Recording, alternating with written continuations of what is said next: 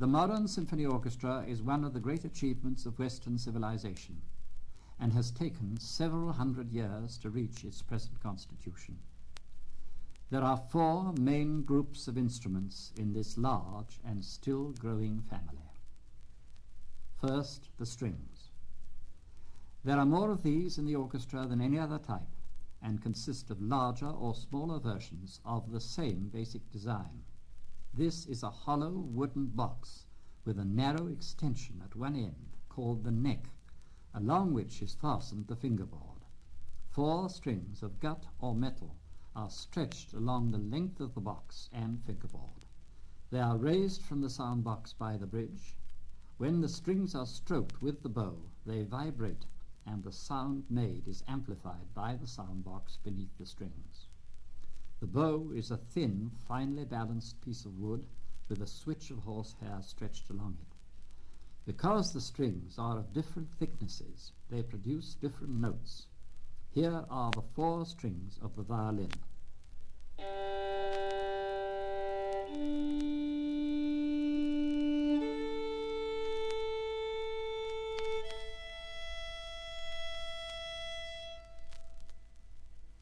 The violinist produces all his many other notes by holding the string or strings firmly onto the fingerboard with the fingers of his left hand, as this demonstration of the instrument's compass shows.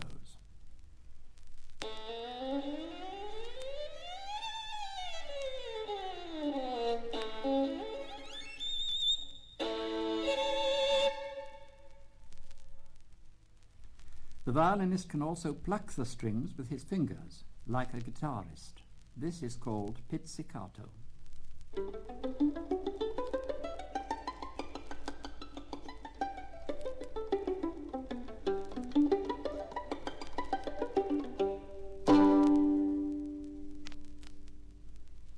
Sometimes a composer wishes the violin to sound sweet and mysterious. One way of doing this is to fit a small clip to the 4 strings at the bridge. This is called muting. It sounds like this.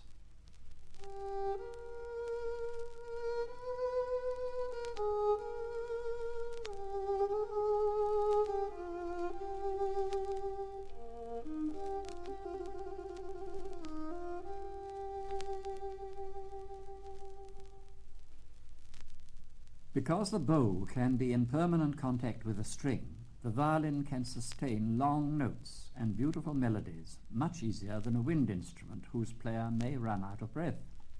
Now, hear the violin accompanied by the harp, sustaining a lovely passage from Scheherazade.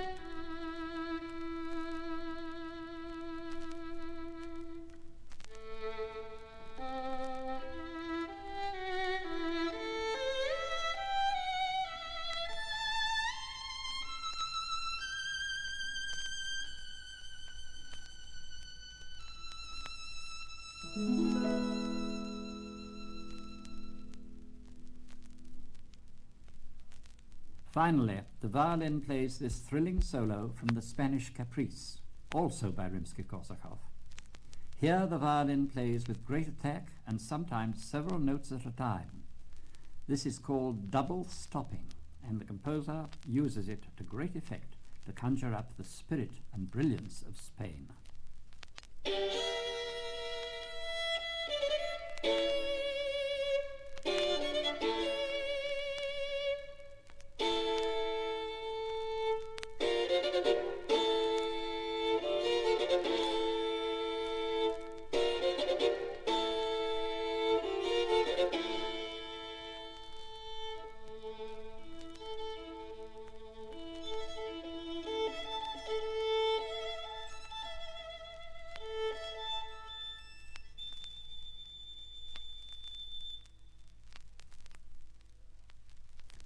The viola is the alto member of the string family, and its 4 strings are tuned a fifth lower than the violin. The notes are A, D, G, and C, and here is a passage which will show the range and tone color of the viola, lower and darker than the violin.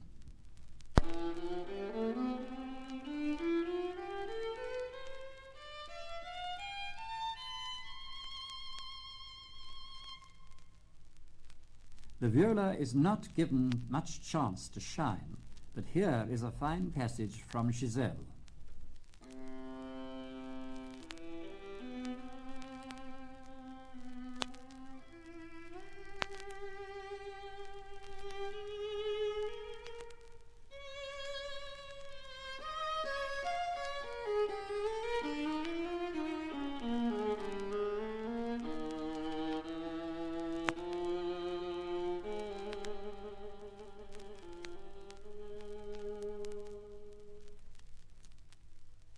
The great French composer Berlioz wrote a wonderful work for the viola during the middle of the 19th century.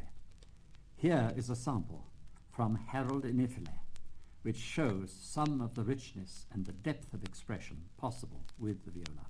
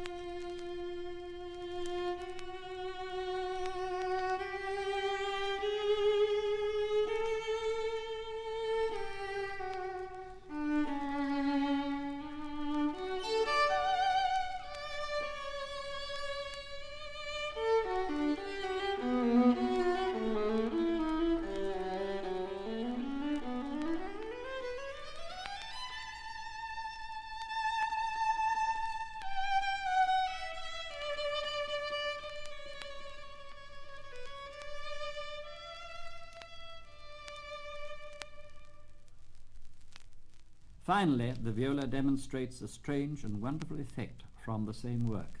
This is obtained by playing the bow across all 4 strings rapidly.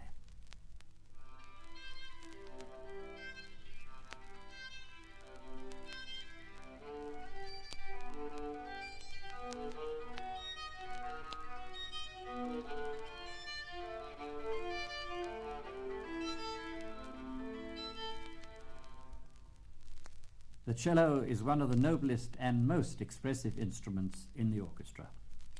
Unlike the violin and the viola, it is not played by being held up to the neck. It is far too big.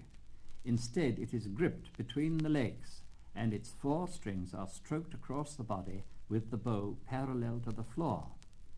It is about 30 inches long and stands on a metal stick to make it high enough to play easily. This is what the cello sounds like.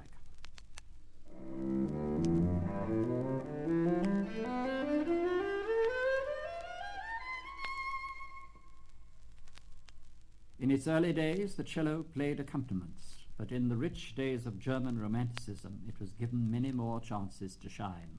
Here, the cello sings this glorious melody from the 3rd movement of the 2nd piano concerto of Brahms.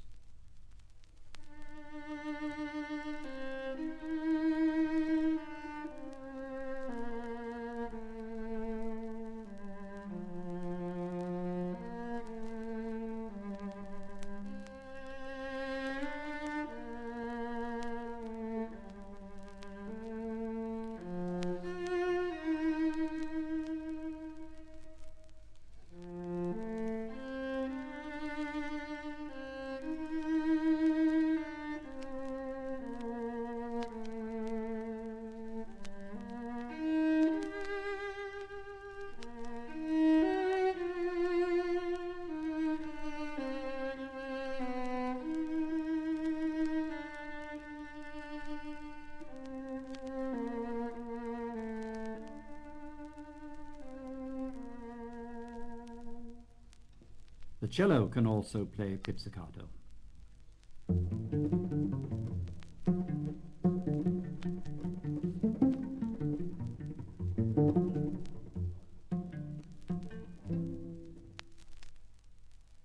Finally, here is another example of basic cello tone.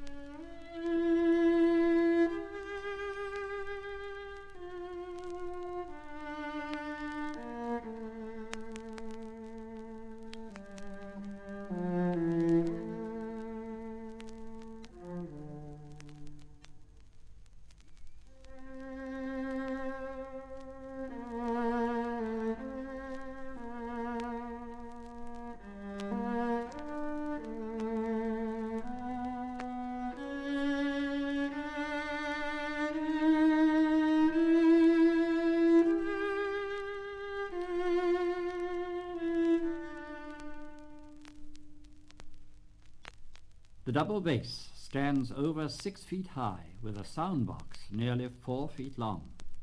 The player has to stand to play it. As with the cello, the bow is held level to the ground, but unlike any of the other strings, its sound box has a flat back to it and sloping shoulders. These features add to the instrument. Its 4 strings are tuned G, D, A, and E in fourths, and in the hands of a master are capable of great expression. The double bass is an essential foundation for the orchestra to build upon, and we would soon notice its absence. Here is its compass.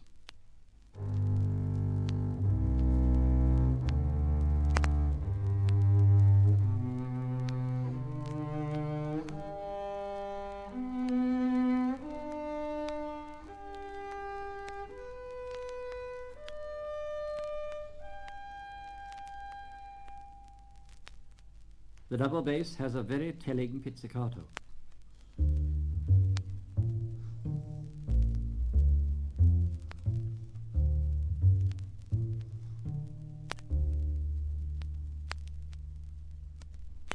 The double bass has little chance of showing off, but here is a solo from Mahler's First Symphony.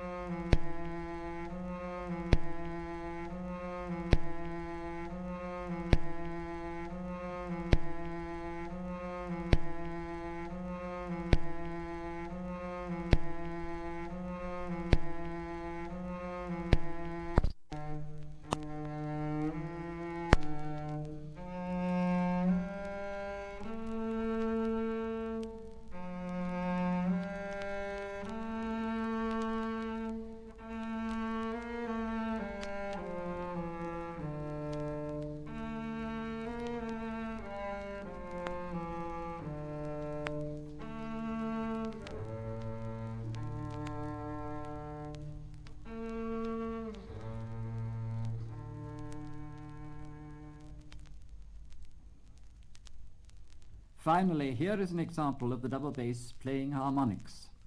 It is taken from a gavotte by the 18th century Italian composer Lorenzetti. I think this sound will surprise you from such a large instrument.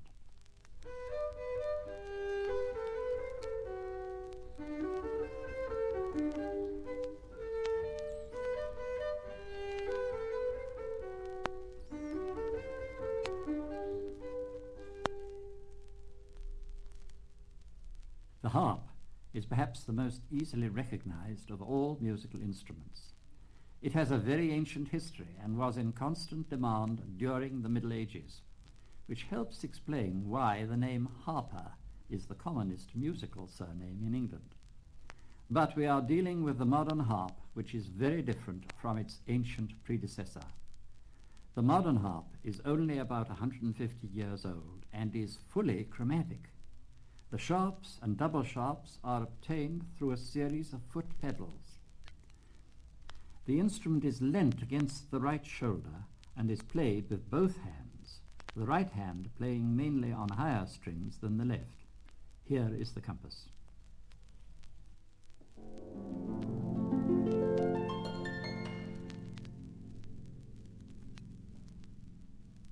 You have already heard the harp play with the violin earlier. Here it is playing a famous solo from the Spanish Caprice of Rimsky-Korsakov. This is typical harp music.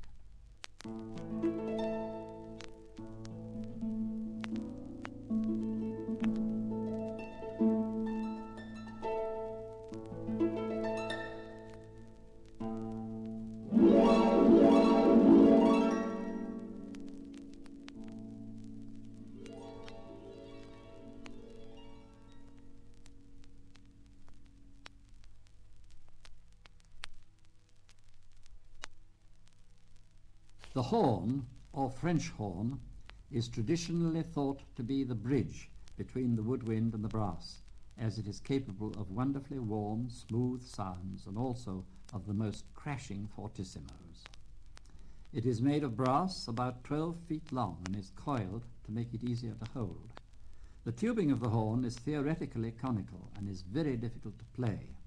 The player holds it in both hands, the left hand working the valves and the right hand resting in the bell, where it helps control the sound. During the 18th century, when it still had no valves, it was found that placing the hand in the bell helped to provide more notes than just those of its harmonic series. But here is the compass of the modern horn.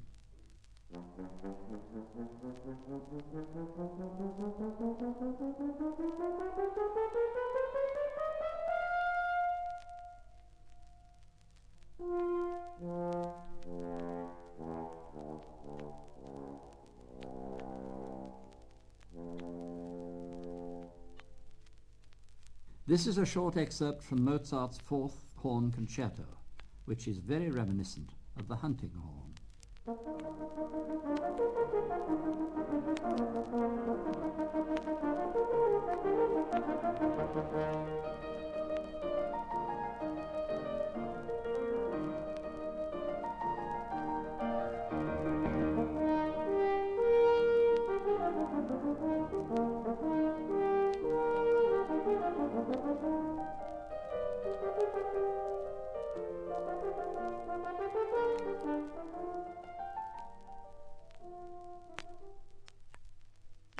But from the same work we have a part which is very elegant and smooth.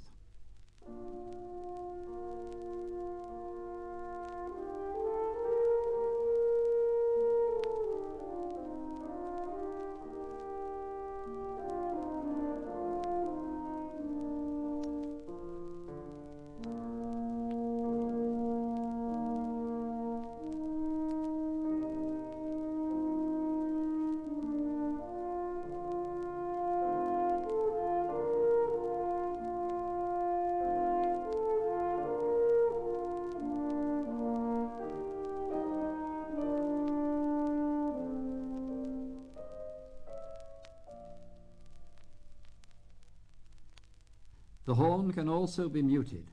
This means placing a stopper of wood or cardboard into the bell. Here is an example from Scheherazade where this is done.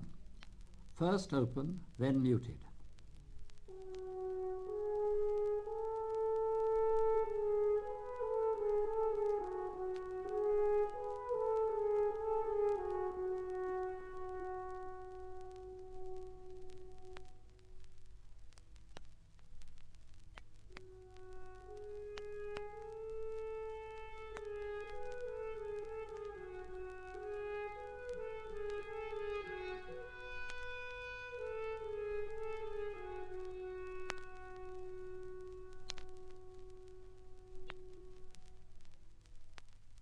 The horn has many characters. This next example shows hand stopping. This is where the right hand is wedged tightly into the bell. This produces a very bright but small sound. First open, then stopped.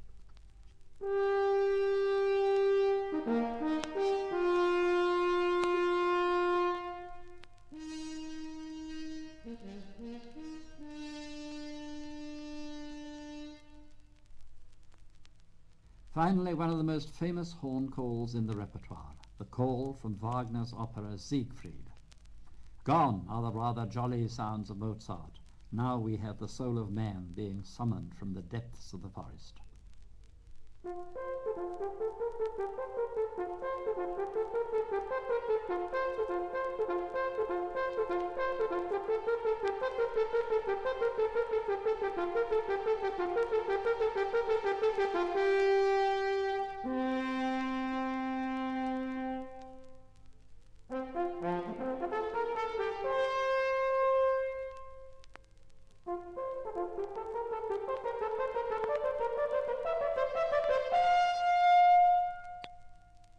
The trumpet is probably the oldest of the brass.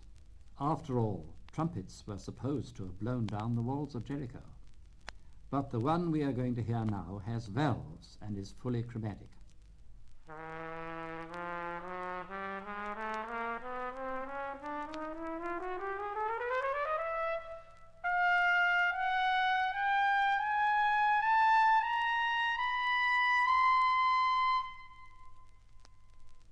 Trumpets were always used in battle to give signals, and in peacetime were associated with the king.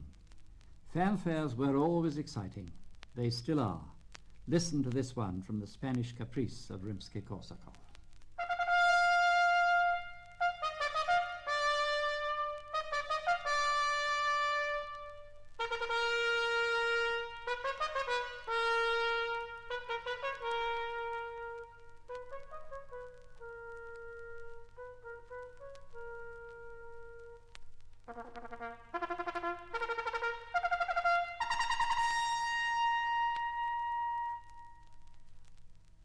But sometimes trumpets are used off stage as if from a distance.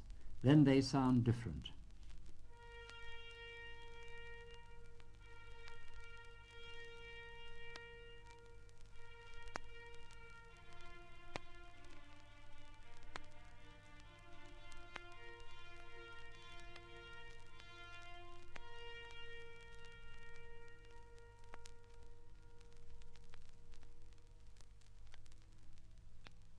In the 17th and 18th centuries, composers wrote music that required trumpeters to play very high.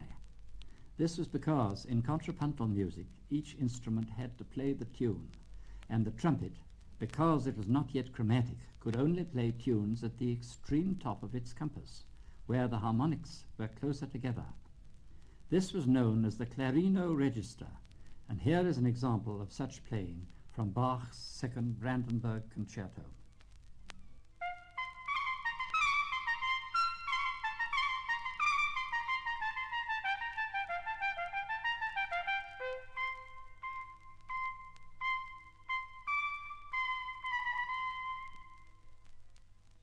But then valves were invented at the beginning of the 19th century, and the trumpet, along with the horn, became chromatic and could play melodies anywhere in its range. Here is one of the earliest examples of writing for the chromatic trumpet, and still one of the best, the slow movement of the concerto by Haydn.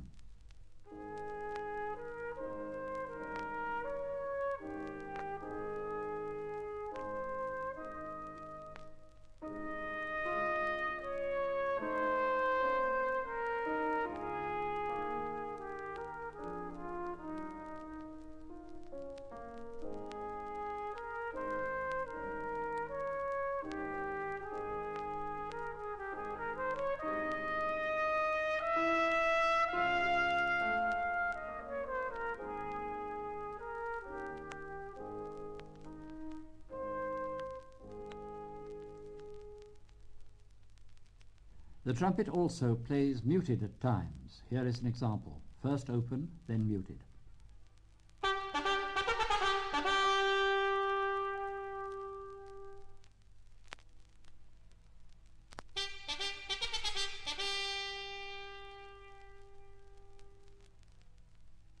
Once valves were invented, all sorts of tricky and impressive things became possible.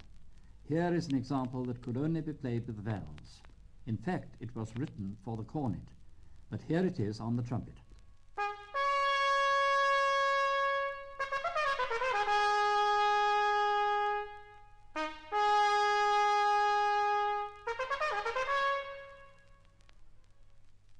The trombone is a very old instrument and is different from other brass instruments in having part of its tubing movable.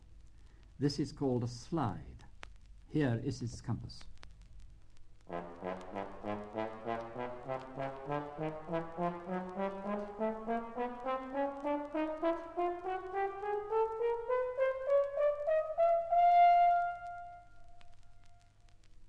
And now its most famous characteristic, its ability to play glissandi. These slides seem straight from the circus.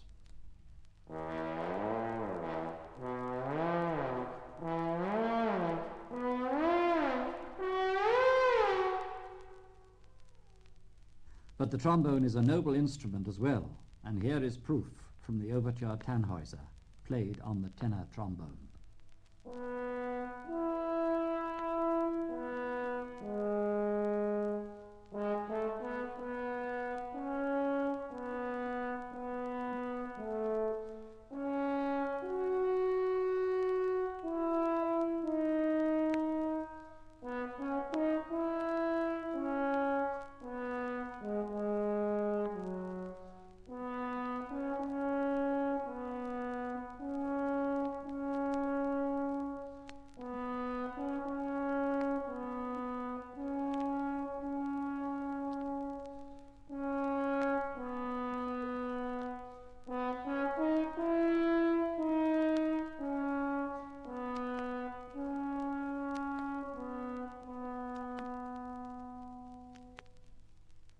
The trombone has a mute as well. Here it is played very loud and then with its mute. This gives it a rather nasal quality, but with great attack.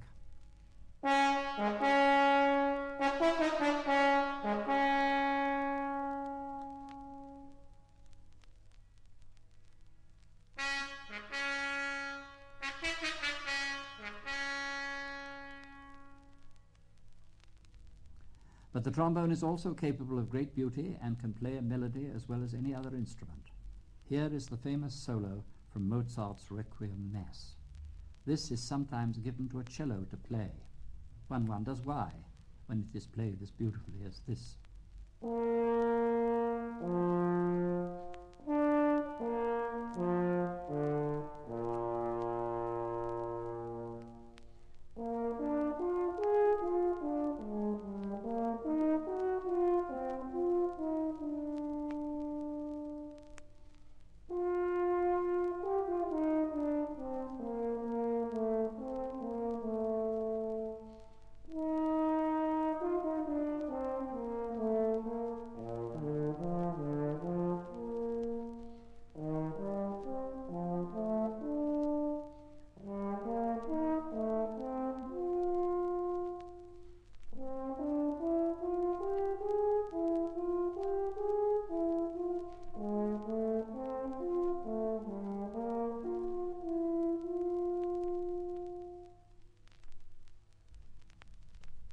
The bass trombone is slightly larger than the tenor and mostly supports its two smaller companions. It has great strength and weight of tone. Here are its lower notes.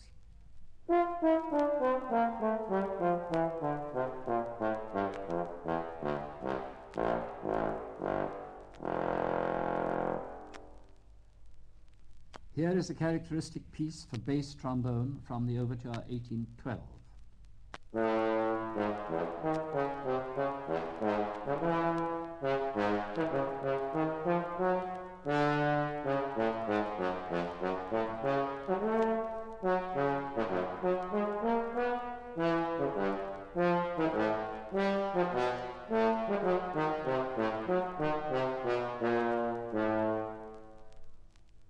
The tuba is a large brass instrument with valves. Its bell points straight up into the air. It is held in the player's lap, and it makes a big fat sound like this.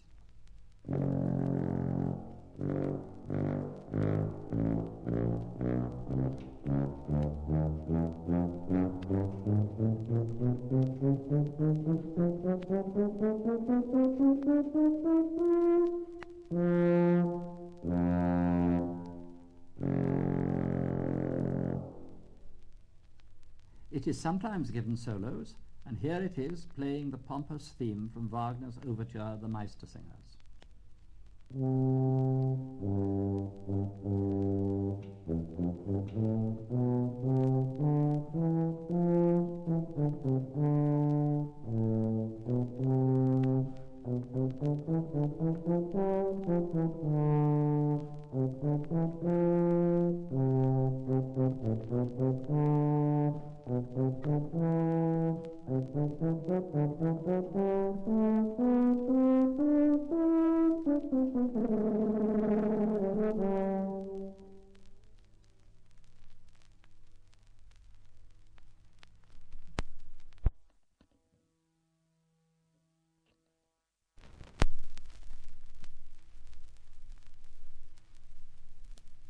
The woodwind.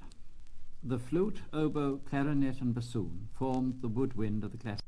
The flute, oboe, clarinet and bassoon formed the woodwind of the classical orchestra, and they are the parents of various additional members who have joined the orchestra in more recent times.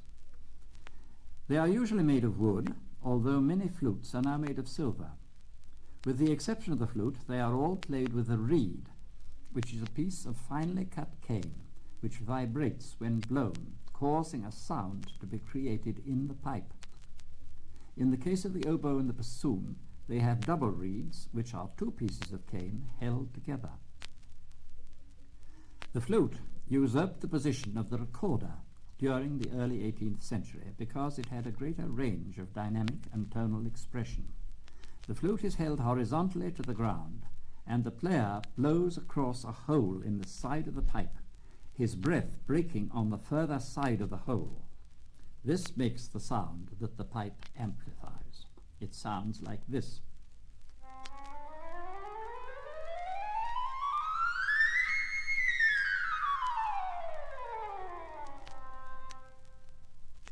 The flute is a pipe with many holes in it.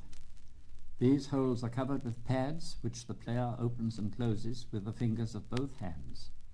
It's capable of the most delicate and refined excerpt from the Dance of the Blessed Spirits from Gluck's Orfeo.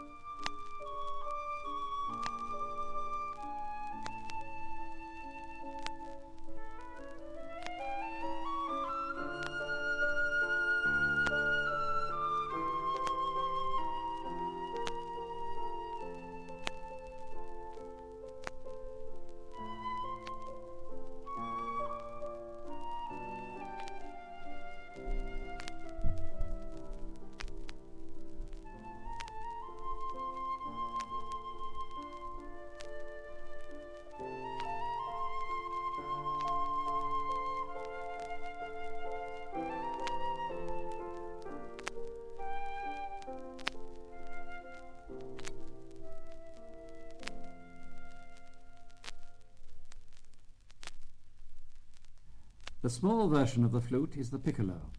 This is small enough to be carried in a coat pocket and makes a small but brilliant sound, as can be heard when it demonstrates its compass.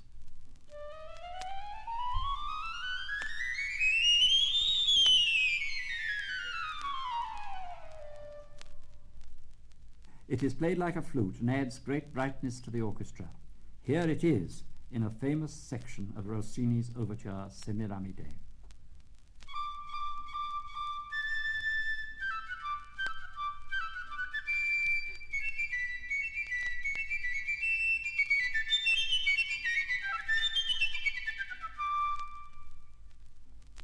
The oboe is a short wooden pipe with a reed made from two pieces of cane tied together with thread. This is its compass.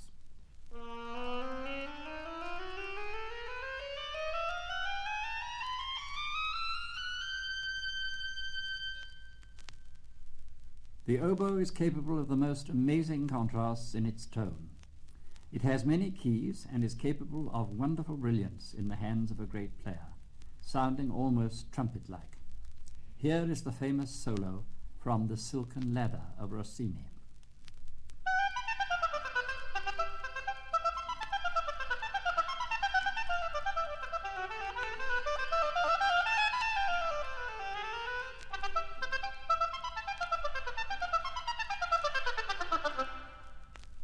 And here it is again with the tiny piccolo in the same work.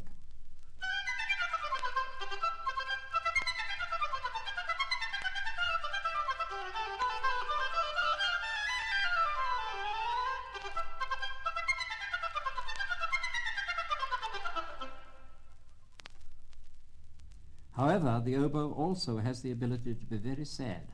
This is the opening of the Funeral March from Beethoven's Eroica, where its sadness is also full of grandeur.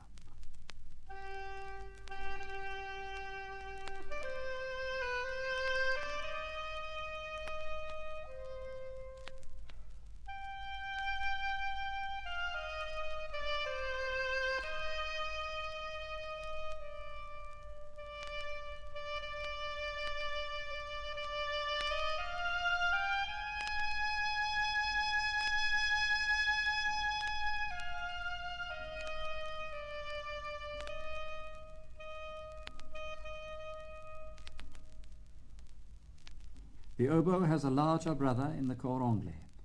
Why it is called the English horn, nobody knows, but it sounds like this.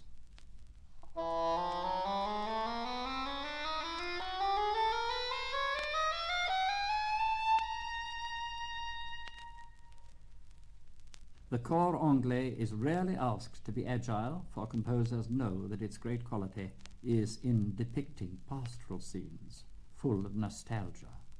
This piece is from the slow movement of the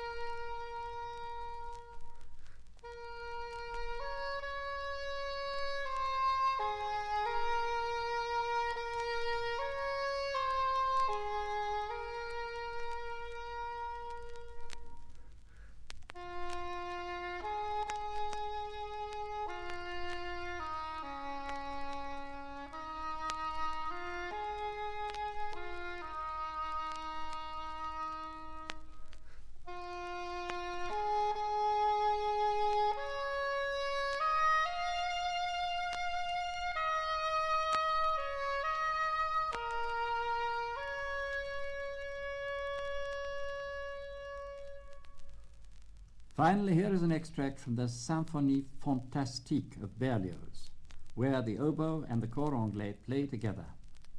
It has the effect of an echo, as the oboe is placed off stage and is meant to be in the distance.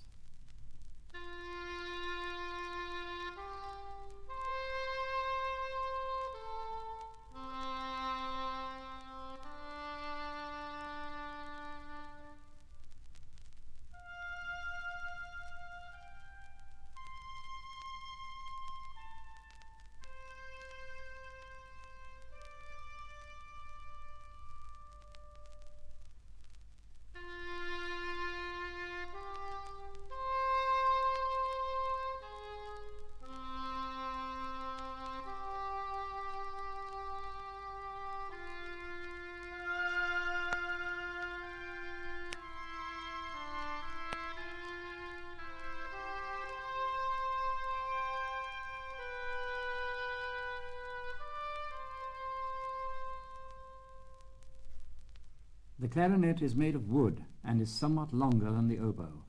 It has a single reed. That is one piece of cane tied against a mouthpiece of plastic or ivory. The clarinet is the newest member of the woodwind family, coming into general use during the second half of the 18th century. As its title shows, it was used to play very high in the clarino register of the trumpet. Here is the compass of the A clarinet.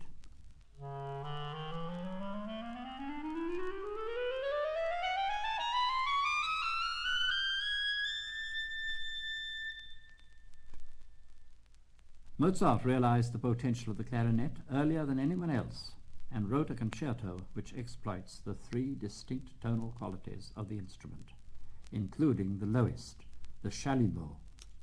Here is the opening.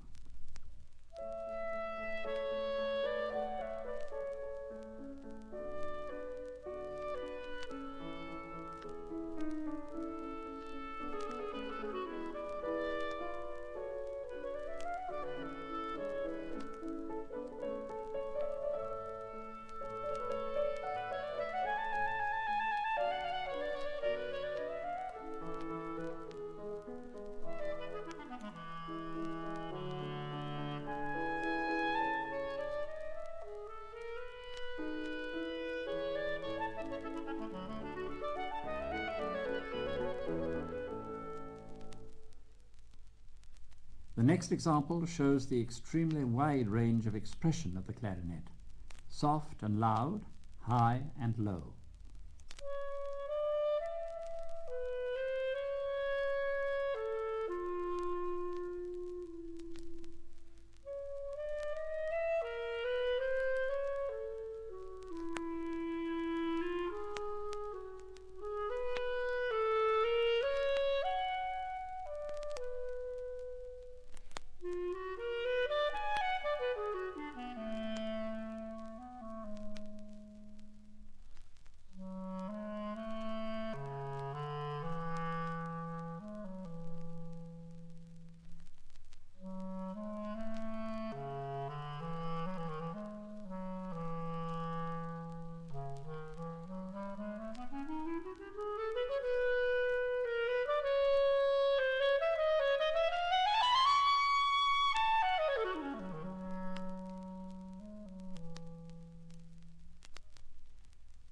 Lower than the ordinary clarinet is the bass clarinet.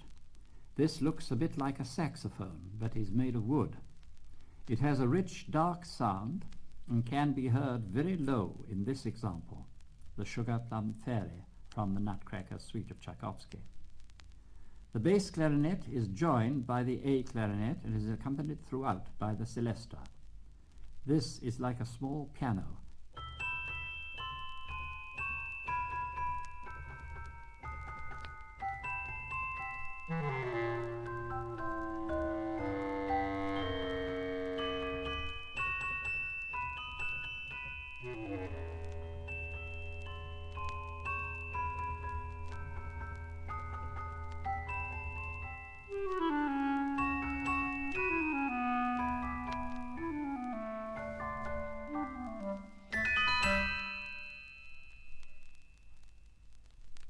Finally, the smallest of the clarinets, the little E flat. This is very high indeed.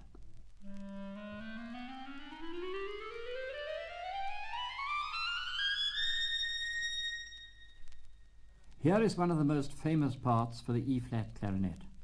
It is from the Symphonie Fantastique.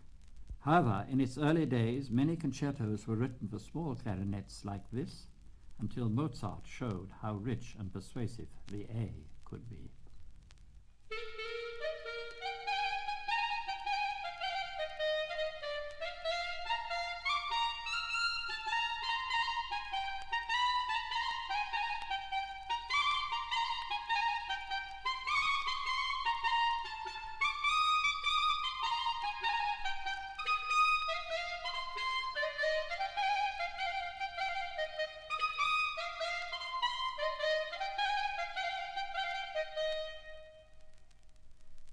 The bassoon is the bass woodwind instrument and has a double reed like the oboe. It is so long that it would be inconvenient to play straight, so that the bassoon is made double back upon itself. The player holds it down his right-hand side and holds it in both hands. It makes a very individual sound, like this. It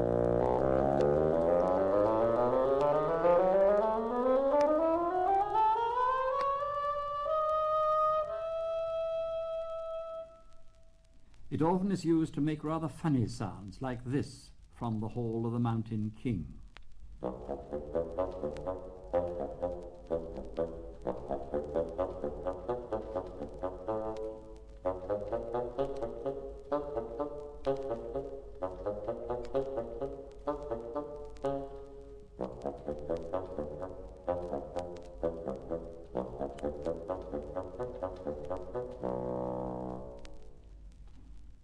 But it also is capable of great expression, as in this solo from Scheherazade.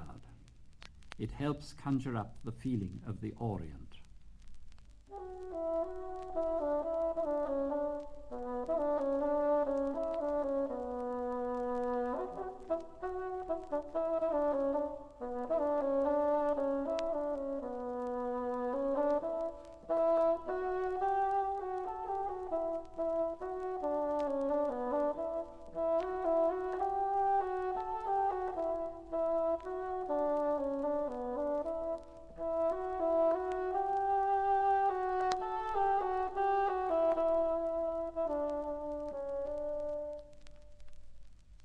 Finally, here is a small part of Leonora No. 3 Overture of Beethoven, where the bassoon plays a duet with the flute we heard earlier.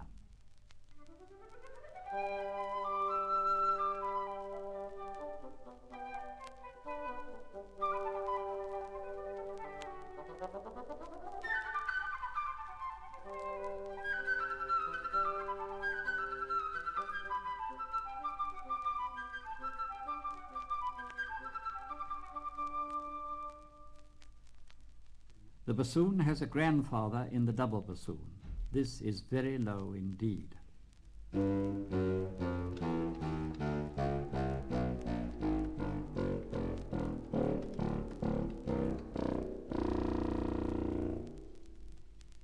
The double bassoon plays the same role with the woodwind that the double bass did with the strings.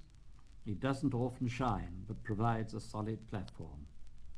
Here it plays the Dies Irae rather solemnly.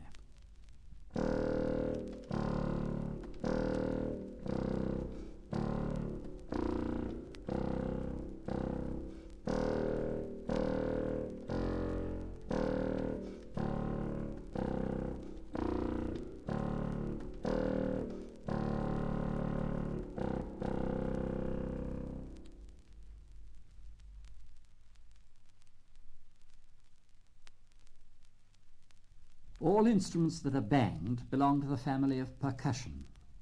There are many, but the aristocrats of the percussion are the timpani or kettle drums, for they can be tuned. These are large copper hemispheres with skins stretched across their tops and beaten with sticks. These have padded heads nowadays, but before the time of Berlioz were just hard pieces of wood. In the 18th century and earlier, they usually played with the trumpets. Here is a typical 18th century part from J.S. Bach.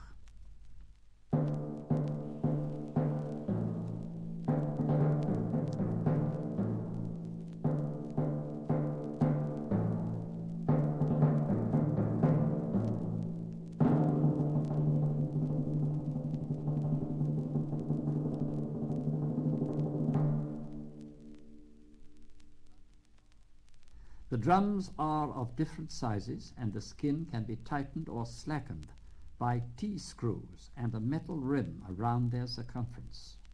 This changes the pitch. They can be played softly, like this.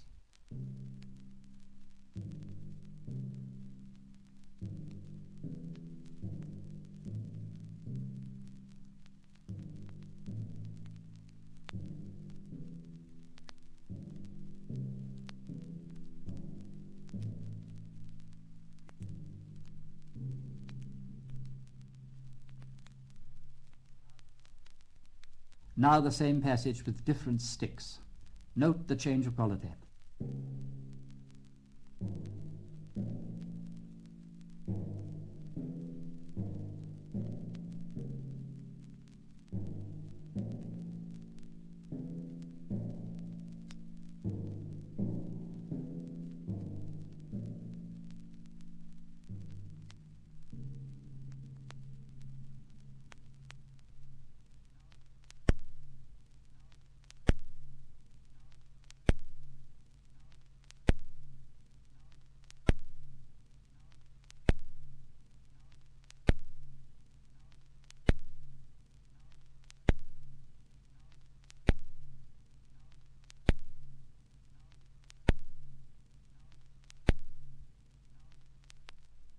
Now we have a virtuosic piece of timpani playing. On these, the tension of the skins can be changed by a foot pedal and not laboriously by hand. So the player can change the pitch of it while playing. This demonstration will also show the effects of different sticks, several drums, and the glissando at the end.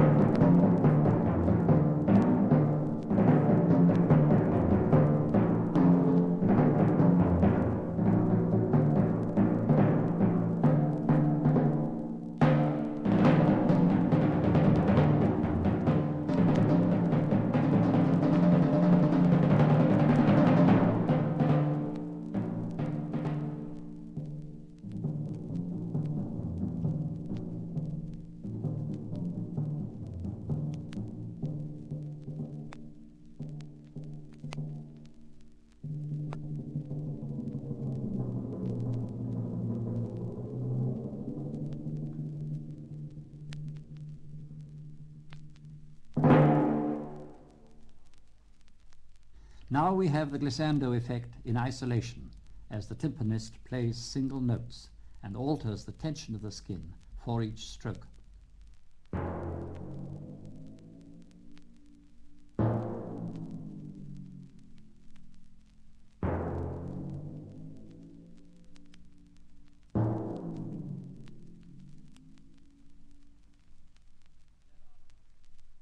There are a multitude of other percussion instruments. We cannot deal with them all, but here are the principal ones. First we hear the side drum or snare drum. This is the sort played by drummer boys in the army and is quite small. It has skins at both ends with rows of gut or metal coils across the bottom. When the drum is struck, these rattle in sympathy and give it its very personal sound. Along with the side drum, we have the cymbals being clashed together. These are large dishes of fine metal, which make a very bright, sharp sound when struck.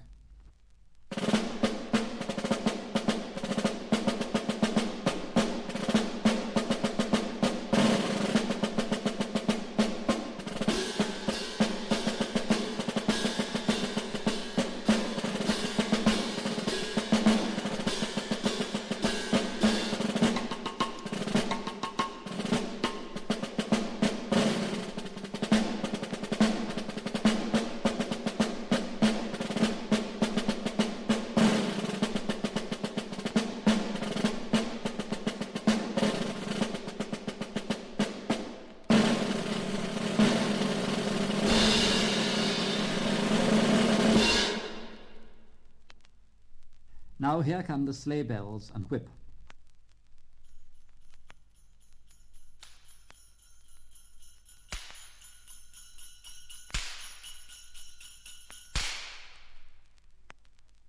The Glockenspiel is a type of small xylophone with tuned metal plates which are beaten with small hammers. The Chinese block can also be heard with its somewhat oriental sound.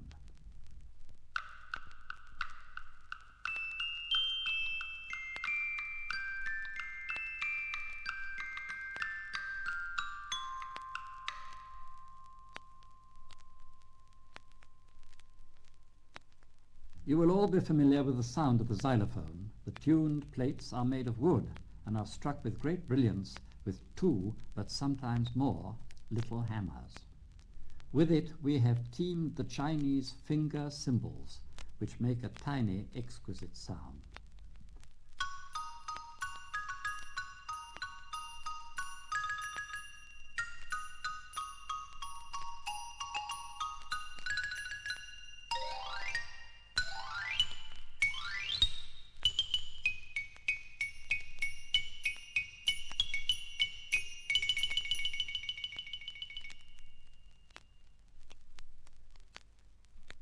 The tubular bells are metal tubes cut to different lengths and hung from a horizontal bar. When struck with wooden mallets, they give a very good imitation of ordinary bells.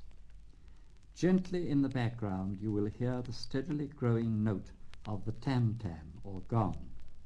This is a large type of dinner gong, and when beaten gently, its sound grows and swells in volume and intensity, like this.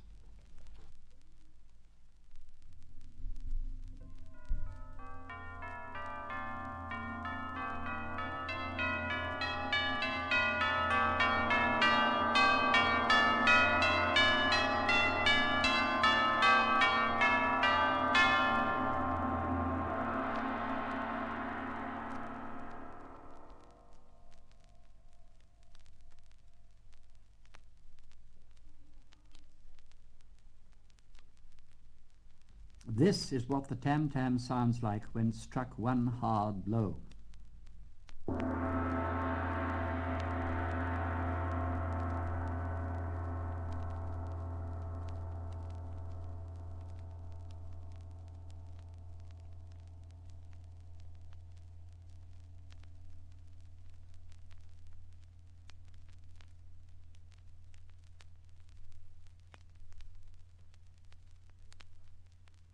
The bass drum or big drum stands on its side and makes a deep, warm sound. It has more than one sound, though, depending upon the way it is beaten. We have included with the bass drum a series of interesting percussion instruments. First, you will hear the castanets, which evoke the atmosphere of Spain. These consist of two round and hollowed pieces of wood, held between the fingers and clapped together to give their sharp sound. Secondly, we have the tambourine. This is a small hoop of wood about a foot across, with vellum stretched across it, and also metal discs let into slots. These jangle when the tambourine is rattled, as it is here. This is followed by the triangle, which is made of a single piece of metal rod and is struck with another piece of metal. Then the tambourine returns, but this time struck hard on the vellum instead of rattled. And finally, we have one cymbal poised on a stand, which is beaten with a drumstick.